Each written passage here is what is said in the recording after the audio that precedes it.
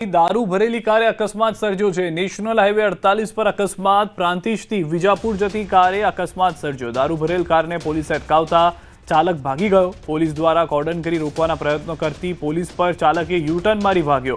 Police पाछळ पड़ता पूरपाट जती कारे पोकुल ओवरब्रिज पर अन्य कारने अकस्मात सर्ज्यो। अकस्मात सर्जता ज पोलीसे चालक साथे अन्य एकनी अटकायत करी लीधी छे।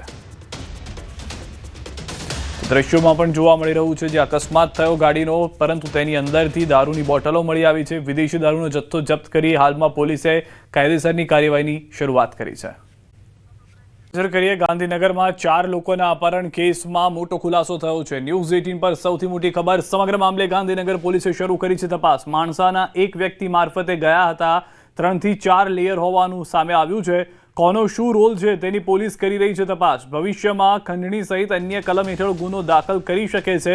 અત્યારના જે જાણકારી છે તે પ્રમાણે 3 થી 4 અલગ અલગ લેયર હતા। માણસાનો એક લોકલ વ્યક્તિ ઇન્વોલ્વ હતો, ત્યારબાદ દેશના કેટલાક એજન્ટ, વિદેશથી આવેલા કેટલાક લોકો હોય, તમામ લોકો આ લેયરની અંદર આવતા હોવાની પ્રાથમિક જાણકારી છે। ગાંધીનગર પોલીસ જે છે તે ચારે લોકો સુરક્ષિત આવતા તેઓની પૂછપરછ કરી રહી છે, તેઓ પાસેથી વધુ જાણકારી મેળવી રહી છે। તેઓને જે યાતના અને પીડાનો સામનો કરવો પડ્યો છે, તેમને કિડનેપ કર્યા બાદ જે ખંડણી માંગવામાં આવી હતી, કોણ એ લોકો હતા, કેટલા લોકો હતા, તે તમામ વિશે હાલમાં પૂછપરછ જે છે તે પોલીસ તરફથી કરવામાં આવશે। 3 થી 4 લેયર અલગ અલગ હોવાનું એ સ્પષ્ટ કરે છે કે એક મોટો સ્કેમ હતો જે એજન્ટ રાજ ચાલી રહ્યું છે, જે ખોટા લોકો વિઝાના નામે મોકલી રહ્યા છે, તે તમામ લોકોની સામે કાર્યવાહી થઈ શકે છે। વધુ માહિતી ન્યૂઝ 18 સંવાદદાતા નવીન પાસેથી મેળવીશું। જી નવીન, વધુ શું જાણકારી છે હાલમાં સમગ્ર ઘટનાને લઈને?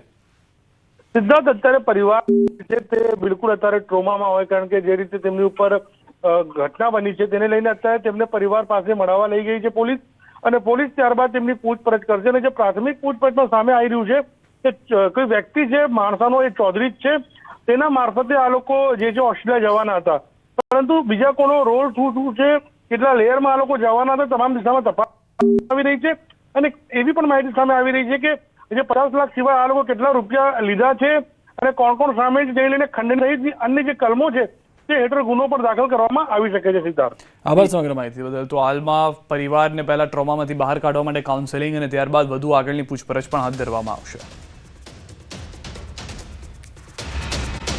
રાજુલાના ચાચબંદર જવાનો માર્ગ જળબંબાકાર। પુલ ઉપરથી બાઇક ચાલક પસાર થતા તણાયો। બાઇક ચાલક પાણીમાં ડૂબતા સ્થાનિક લોકોએ તાત્કાલિક બચાવ્યો। બાઇક ચાલક જયંતિભાઈ શિયાદને સુરક્ષિત રીતે બહાર કઢાયા। બાઇક પાણીમાં ગરકાવ થઈ ગયું। તો અમરેલીની અંદરથી આ દ્રશ્યો આપ જોઈ રહ્યા છો। ચાચબંદર જવાનો માર્ગ જળબંબાકાર થઈ ગયો છે। પુલ ઉપરથી બાઇક ચાલક પસાર થતા હતા, એ દરમિયાન તણાયા હોવાની જાણકારી છે।